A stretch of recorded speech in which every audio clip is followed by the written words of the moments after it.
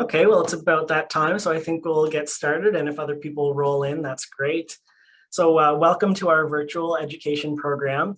My name is Marco Redden, and I am the Project and Resource Coordinator at the Alzheimer's Society of Nova Scotia. During the COVID crisis, we're not offering our typical face-to-face programming, and instead are using this Zoom platform to stay connected with you. We're using Zoom for Healthcare, which is an online technology that helps us connect with you securely. We believe that the privacy measures put in place by Zoom will protect your privacy, but we urge you to also take steps to protect your own privacy. If you're experiencing any technological troubles, just send a message in the chat box to the Alzheimer's Society of Nova Scotia host, and I will try to help you through it. Please feel free to ask questions about the presentation using the private chat box addressed to me, to the host. And if you don't see it, just use your mouse to hover near the bottom of the screen, and there should be a chat in the middle there. You can click on that and it should pop up for you. Please just remember to press enter to send the message to us. And questions will only be seen by ASNS staff, and we will get to those at the end of the presentation. So our audience today includes people living with dementia, people caring for someone with dementia, and people who just want to learn more. A reminder that this session is being recorded. Your microphones and cameras are turned off, so your faces and voices will not be part of this recording today.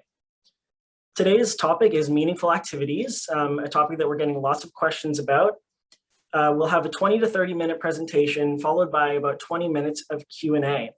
So without further ado, it's my pleasure to introduce Beth House, who is our coordinator of education and support and outreach in the Central Zone here at the Alzheimer's Society.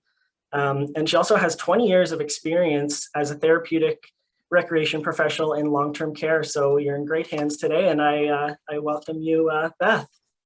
Thank you, Marco. It's nice to be able to do this presentation again. We had great uptake from it the last time. We did it well over a year ago. And so this is a topic that's near and dear to my heart. So I enjoy talking about it.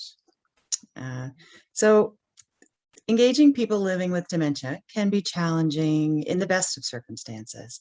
There's changing abilities, sometimes apathy comes along with the disease. But if we throw in a change like a winter storm or maybe a global pandemic, we suddenly find ourselves with a lot more time spent at home, more leisure time. Even those of us who may be retired now aren't even going out to doctor's appointment. Most of them are on the phone. And over a year later, most of our normal diversions haven't quite restarted yet, though we are hopeful they will start soon.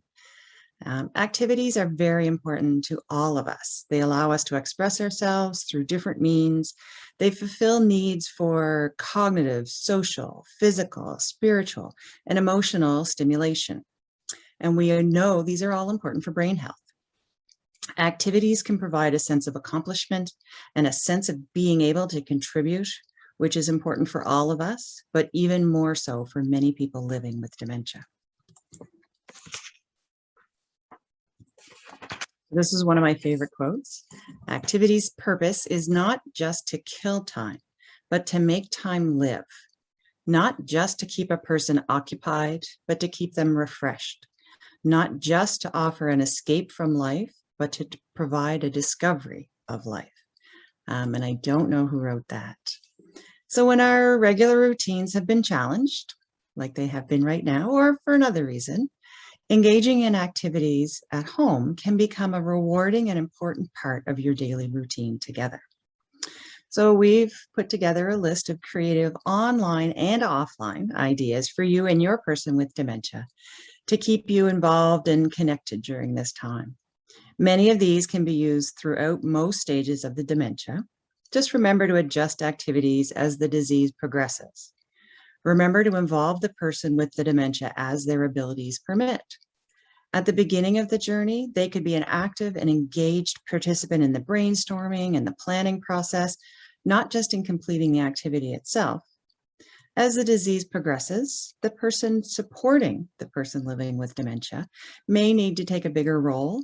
However, make sure to involve the person living with dementia as much as they want, as their abilities allow. So quickly, some online options.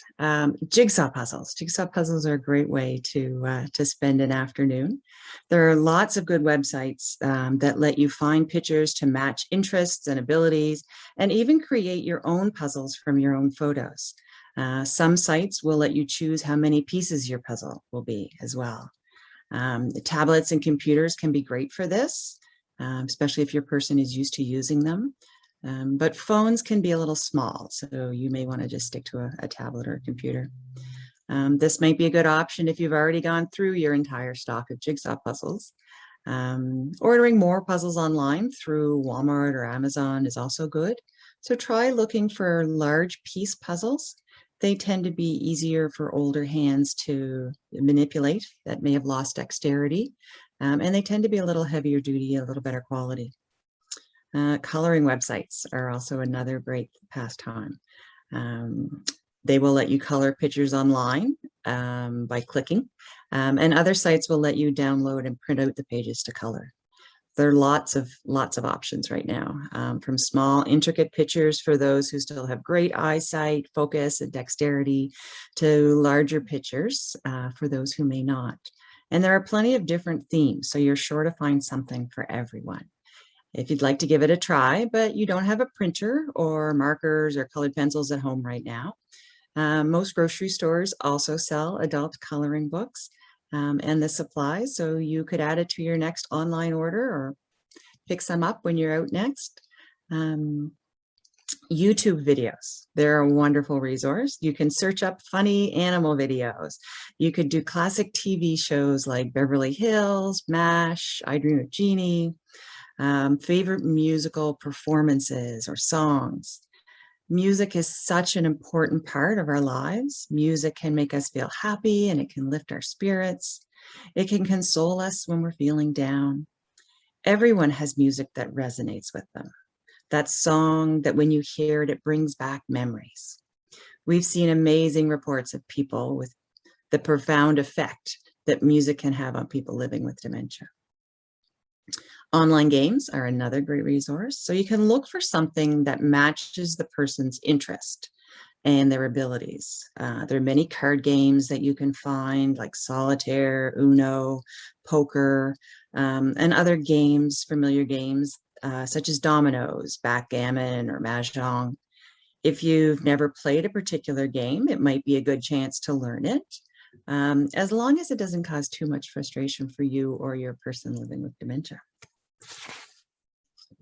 Video calls have become one way that we've stayed connected with people over the last year and so.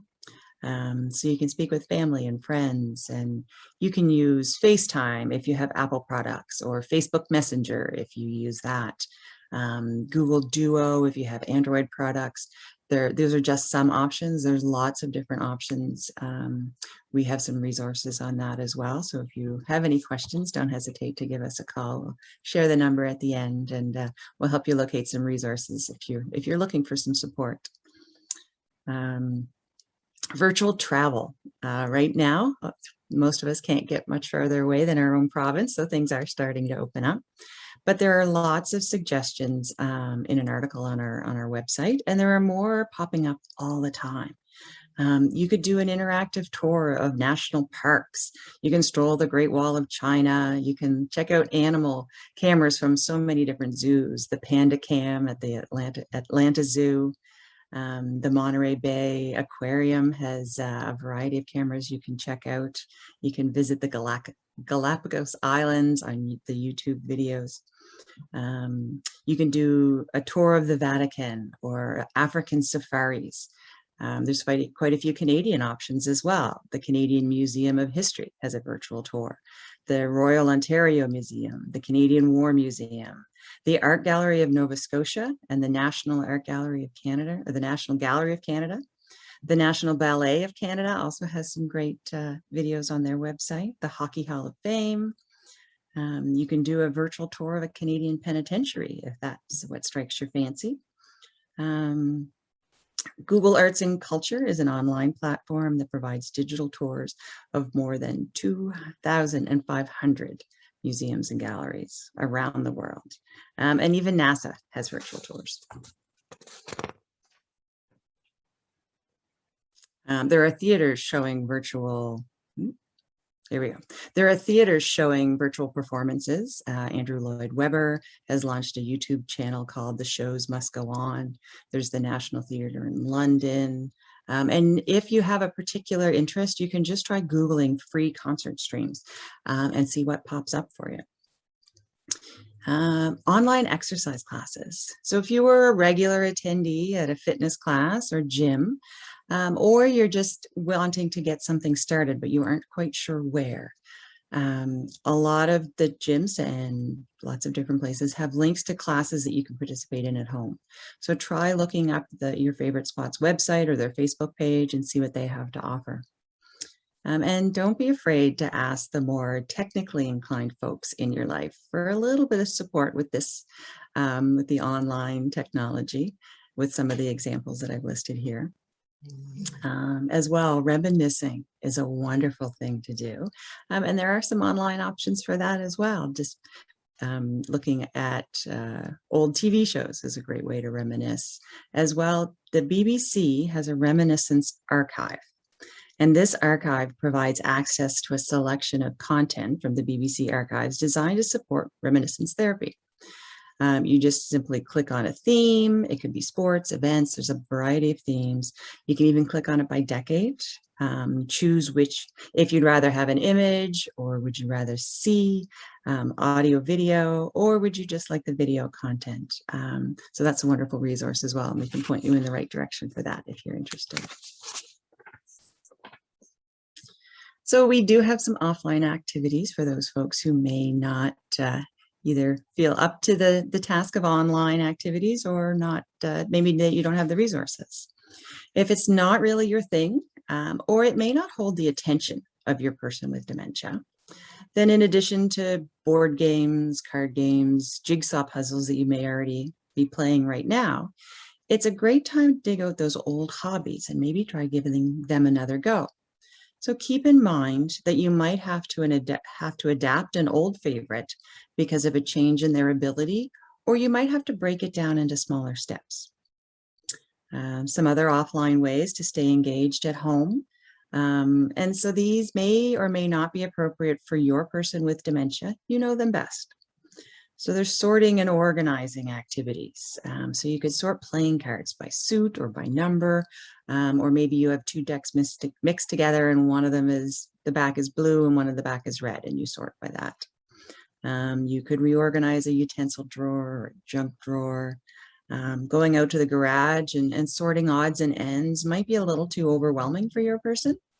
But if you bring a box into the kitchen table and sort out nuts and bolts or nails and screws, or putting back together your toolbox if the tools have gotten all over the place, that might be a little bit more manageable. Polishing silverware. This can be a really fun activity, and it's also good for your hands as well.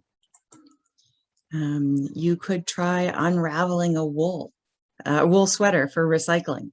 You could try balling up yarn. A lot of times we get it and it doesn't, for us knitters and crocheters, it doesn't unravel nicely when we're trying to work with it. So we usually roll it into a ball. That's something that your person may be able to do if they're interested. You could sort clothes or laundry or fabric by color or size. If your person likes grandchildren, little ones, maybe you have some of their clothes, or you pop out to the secondhand store and you pick up some little people clothes to fold and sort.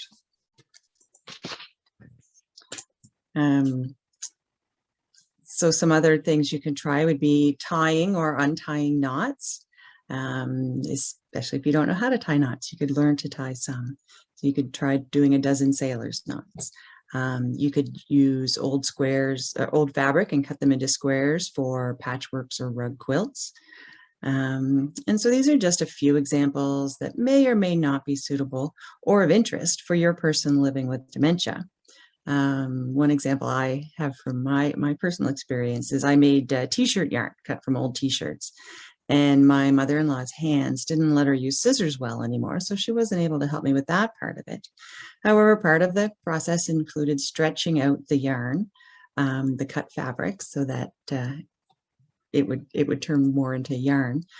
So she did that part and then balled it all up. So she was a valuable part of that process. Another example might be tearing old sheets into strips for rag quilts. Music and spiritual activities. So sacred music, or singing or playing recordings of favorite hymns in a time of stress or unease. And we've all experienced those, and especially maybe a little more in the last recent past. Spiritual activities can bring a sense of comfort and peace. Not having your regular routine, hearing things on the news that can be upsetting for a lot of us, and it can be worse for people living with dementia or people who need that sense of order and predictability to feel safe and secure. So sacred music, playing or singing recordings of your favorite hymns. YouTube is a great place, like I mentioned, to look for those. You can also try reading aloud or to yourself from devotionals or books of faith. Listening to services on the TV or the radio or online. Many churches and places of worship are recording or sharing their services live using YouTube, Facebook, or a few other methods. So this is a great way to connect with your community. Again, if this is something that you're interested in trying but aren't really techie, reach out to the people in your life who are, or your place of worship itself for some help. You could start or continue a journaling practice. Perhaps it's using gratitude as a theme. A lot of people think that journaling has to be rigid. You journal every day at a specific time about a specific subject, but it's your journal. Journal as often as you want about whatever you want. Maybe you don't pick it up for 3 days or 3 weeks.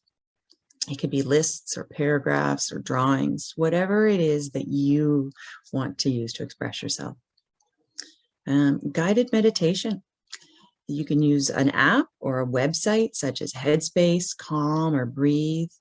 And Headspace, for example, has a how to meditate for complete beginners. There's a free 10-day course and it teaches you how, and you can choose how long each session lasts, from 2 minutes to 10 minutes, for example. And if you don't get to it tomorrow, session number 2 will be waiting for you when you do. So there's no need to practice it every day. It is a wonderful thing to do every day, but getting into the habit may take you a bit. Getting out into nature. So bundle up if you need to, as we get older, and we mind the heat and the cold a little more. So bundle up if needed, and just let the sun shine on your face for a few minutes, even if it is just on your front porch or your back deck. Maybe plant some small planters that are easy to move around and to get to if your person isn't able to get down into the garden and like they used to. Or dream about what your garden could look like next year. Find a trail if you have one close to home that's easy to walk on. Get out and walk, or even just sit and enjoy the other people going by walking. Again, reminiscing. You can go through your own old photo albums. The next time your person starts telling a story again, ask different questions to draw out more of the story. So, oh, tell me a little bit more about that part. Oh, you said Uncle Jimmy? Where did Uncle Jimmy grow up? So asking different questions can elicit more memories, and instead of hearing the same old story again and again, you hear a new part of the story, which can be fascinating. You could try working a crossword puzzle together by asking the clues out loud, talking about trivia questions from that old Trivial Pursuit board game that you have, instead of actually playing the game, just discussing the questions, seeing if you know the answers. You could try folding paper airplanes and seeing how far the different models go across your living room. Or try some simple origami shapes as well. They're all great ways to keep engaged when we can't get out. So I have a few tips to set yourself up for success, because we want you to succeed. They may or may not be necessary, depending on where your person living with dementia is on their journey, but they give you something to consider. So try avoiding unnecessary distractions, such as the TV on in the background. The radio with music may be okay, but a talk show might be too much when you're trying to have a conversation or trying to give direction. So slow down and take your time. Go at the right pace for your person living with dementia.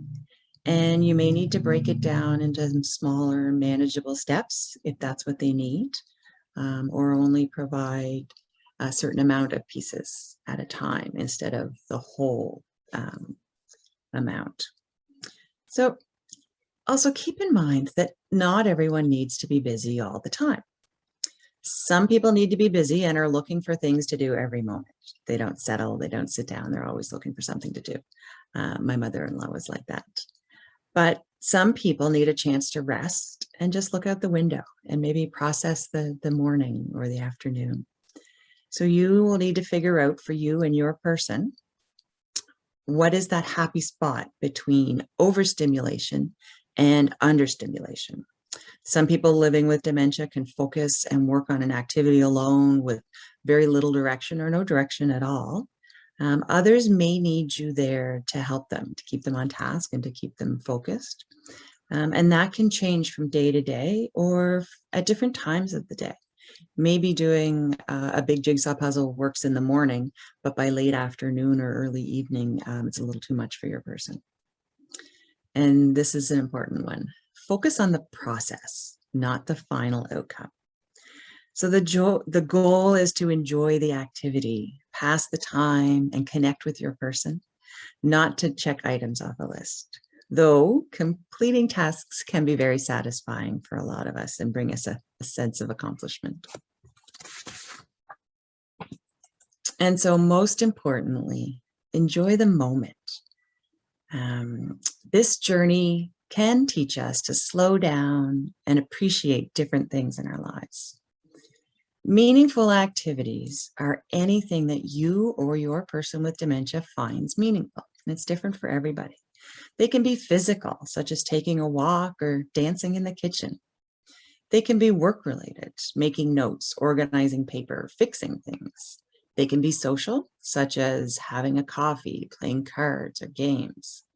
They can be spiritual. They can be singing or gardening, being out in nature. They can be related to meal times, so it could be cooking or baking if you enjoy that. They can be creative, such as painting, drawing, playing an instrument, journaling. They can be chores. Some people enjoy dusting, doing laundry, ironing.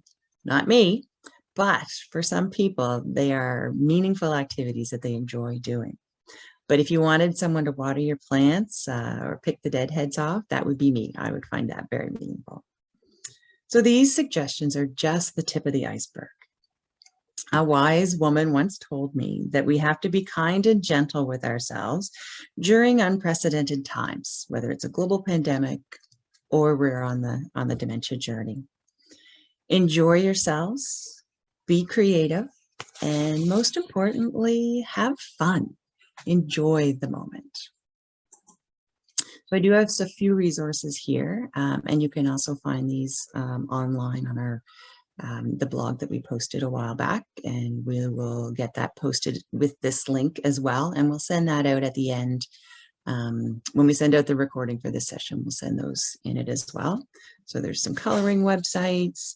Crayola is a great one. There's some meditation ones, origami and paper planes down at the bottom there. So this is where you can go to find the article that I've talked about, but we will include a link to it in the information that we send out. And if you have any questions or you're looking for some support to help brainstorm about what sort of possible activities that your person would like to do, or ways to help modify activities they currently enjoy but maybe finding a little overwhelming, we'd be happy to do that. So you can give us a call at 611-6345, or you can send us an email at alzheimer@asns.ca, and we would be happy to talk you through whatever you're wondering about. Oh, and hold on here. There we go. So I will stop sharing my screen. There we go. Great. Well, thank you so much, Beth. I think you really gave people a lot of great ideas about how to sort of get creative and think about those, small steps that the person with dementia could still do to be engaged in those activities, that they've always loved, and still, really contribute and enjoy some doing some different things. So thank you. We do have some questions in the chat here. The first one I'm seeing is, what if mom says no to all of the suggestions that I've given her for activities? Oh, that's a great question. So sometimes as our dementia is changing our brains, it's much easier for us to say no than it is to think, do I want to do that? I wonder. So instead, if you find that mom is saying no a lot, try suggesting instead of asking. Let's go for a walk. Let's do a puzzle. It's time to, instead of saying, making mom think, ooh, do I want to or not? Sometimes that's a little hard for the brain. So offering to do something or saying it's time might be a good option for you. Yeah, that's really smart. Another question I'm seeing here is, how can I get my dad more engaged over the phone? So got one for COVID.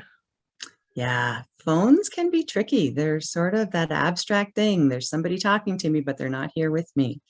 So making sure things like dad's hearing aids are turned on and well, and that they work well with the phone. Sometimes if the phone is too close to the hearing aid, then it gets right muffled and you don't hear very well. Some people with dementia find phones really hard because of that abstractness. Some other people with dementia find phones easier because there's less visual distractions. So it's figuring out what works for your father. Asking questions that he can answer, giving him time and space to process your question, and then formulate a response before he actually speaks. So you may have to slow down your conversation and give lots of time in there. Great suggestions. And I'm assuming some of those same things would apply to video chat, or sort of that whole new landscape of technology that we have available nowadays. Yeah, and we have some resources as well for how best to engage with people over video conference calls, video chats, as well as on the phone. And it's about slowing down and focusing on their abilities and what they still can do, and playing off of those skills they still have. Absolutely. Okay, another question. How much time should we spend on an activity, and how can I tell when to stop? So it really does depend on your person, and also the time of day, and when they're at their best, they may be able to spend quite a while on an activity. You may notice that they're getting a little more frustrated or they're getting tired. So it just depends on your person, but pay attention to little things. Some people will focus more on an activity than others, and at different times of the day. If you notice that they're getting a little agitated, or they may not seem as interested, they're not as engaged with you, they may need a break. Their brain may be tired from focusing on coloring or the TV, and they may just need a break to relax and recharge their brain. Or it might be time to switch things up and engage them in a different way. So if you were just sitting and reading for quite a while, maybe it's time to get up and fold some laundry or go for a walk and engage them in a different way. Absolutely. And I think we can all relate to having those times of day, or, it's just not the right time to try and do something, and you just need to take a break or do something else. So the same is true for folks living with dementia, and that's a good thing to keep in mind. Yep. Okay, one other question I'm seeing here is, what do I do if the person is getting frustrated by the activity? So that's a great one. And we all get frustrated at times. So take a step back and think about if you need to slow down. Maybe you're moving too fast for the person with dementia. they don't have time to process it. Maybe the steps have become too complicated and you need to break them down a little more. Maybe you're not being as clear as you think you are with your directions. And think about the time of day. Did the person have a really rough night? And are they more tired today? And maybe that's why they're frustrated with an activity that yesterday they did fine with. But maybe they had a bad night or a busy day, and now their brain is tired and they're not able to focus. So you can try breaking it down into smaller steps, or you can try switching an activity up and coming back to it later. With a few minor modifications. And again, if you want any help trying to figure out what is the best way to break down your activity, you can give us a call and we'll be happy to talk through what are the possibilities. If they always were someone who used to like to knit, but those fine, intricate patterns, they just aren't able to do anymore, well, perhaps it's sticking with a simple pattern, but getting variegated yarn so that you still have a beautiful pattern, even though you're using a simple stitch. Maybe they used to do lots of intricate pieces of clothing and things, but maybe now it's sticking to Afghans or blankets so that it's more of one row instead of having to remember to scale up and scale down and those kinds of things. Perhaps while you are working on your project, your person is balling your yarn for you, or you're asking them, oh, what did you knit when you were my age? Maybe it's flipping through patterns, either online or through a pattern book and talking about, look how cute that little baby is in the sweater. I remember when you made me a sweater for your granddaughter, and how cute she looked in it. So you can work a lot of different things into different activities. And so breaking something down into some of the basic steps are a good way to still engage the person in something they've always enjoyed doing, but maybe have to do it a little differently now. Yeah, that's great. And I'm just seeing another question that kind of relates to that. And that was, what about activities for people who are not speaking anymore? Ah, that's a good one. It's a little harder to get the feedback from someone when they aren't able to say that to you. So music is a great one, listening to music, reading to your person, if it's a book or a type of book that they used to like, flipping through magazines. There's a lot of beautiful coffee table books with big pictures and things, and you can sort of lead the not the discussion, but you can talk about the different pictures to your person. So it's, again, looking at the things that they found interesting in the past. If they were a gardener, bringing in some pots to work at inside or outside on a picnic table instead of having to bend over and crawl around in the garden. As the knees get older, that's not as easy to do, but bringing some pots up onto the table where they can stand or sit and work with the tools, that might be a better option. So there's lots of things people who don't talk can still do, but you need to be that little bit of a detective, and knowing your person best, like you do, you can gauge whether they're engaged in the activity, if it is something that they've always liked to do in the past. I love that, being a detective, knowing the person, the person best, and it's all about those modifications, right? Yeah. I'm just seeing another one come in here. When is the best time to turn off devices or TV, etc., before bedtime? And what's recommended around that to get a good sleep? So that would be for all of us, not just for people living with dementia. But I think they say an hour or half an hour before, try to have the blue light part on so that your brain isn't overstimulated right before you're trying to settle down to go to sleep.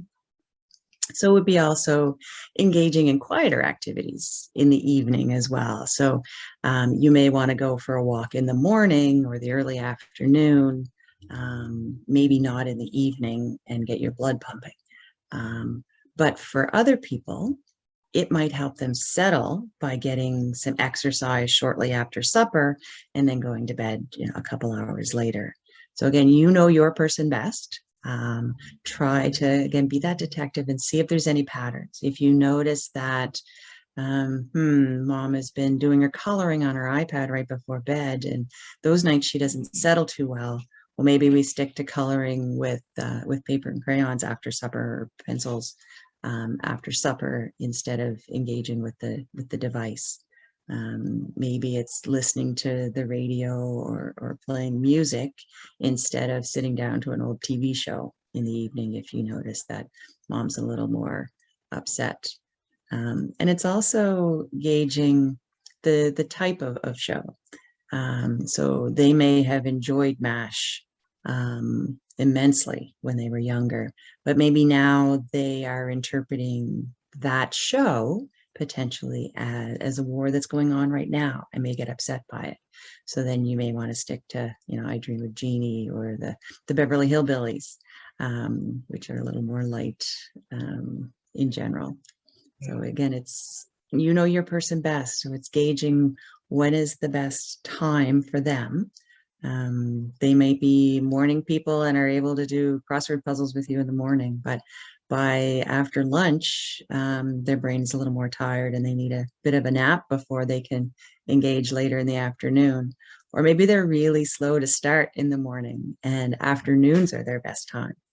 So your person best, and as the disease progresses and they get farther along in the disease, you need to be more of the starter and the engager, and suggest ideas instead of relying on them to tell you what it is they want to do if they're not able to tell that to you anymore. Yeah, so really rolling with those energy levels, routines, and thinking about modifying and figuring out what's going to be the best thing for the right time. Yeah. Okay, well, thank you so much, Beth, for those thoughtful responses to these questions, and thank you to everyone who's joined us today for tuning into this session. Please send your comments or suggestions for topics to the chat or to our office at 1-800-611-6345. And if you'd like to have a confidential call with one of our InfoLine staff, please call that number and we will reach out to you. And we would appreciate if you would just answer this quick poll for us. That helps us understand how to inform future sessions. And please join us as well on August 12th for a session on legal aspects of dementia care. Thank you so much, everyone. Thank you, Beth.